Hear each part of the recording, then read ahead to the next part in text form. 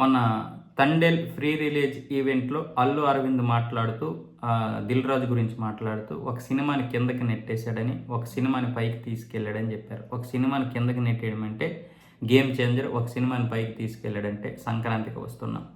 దీంతో పాటు ఇలాగే ఈ సిబిఐ ఎంక్వైరీలతో రకరకాలు చేసేసాడు దిల్ రాజు అంటూ వ్యాఖ్యానించారు. అంతేకాకుండా మరొక సందర్భంలో చిరుత యావరేజ్గా ఆడింది, అలాగే మగధీర బ్లాక్ బస్టర్ హిట్ అయ్యింది అని చెప్పడం కూడా జరిగింది. దీని గురించి ఇప్పుడు మెగా అభిమానులు అయితే ట్రోల్ చేశారు, చాలా వరకు ట్రోల్ చేశారు. దాని గురించి అల్లు అరవింద్ స్పందిస్తూ, నేను అలా మాట్లాడడం తప్పే, దయచేసి నన్ను క్షమించండి, అలా ఉండాల్సింది కాదు, మెగా అభిమానులు నన్ను ట్రోల్ చేస్తున్నారు, ఇక్కడతో దీని గురించి వదిలేయండి అంటూ ఆయన అయితే ప్రెస్ మీట్ పెట్టి మరీ చెప్పడం జరిగింది.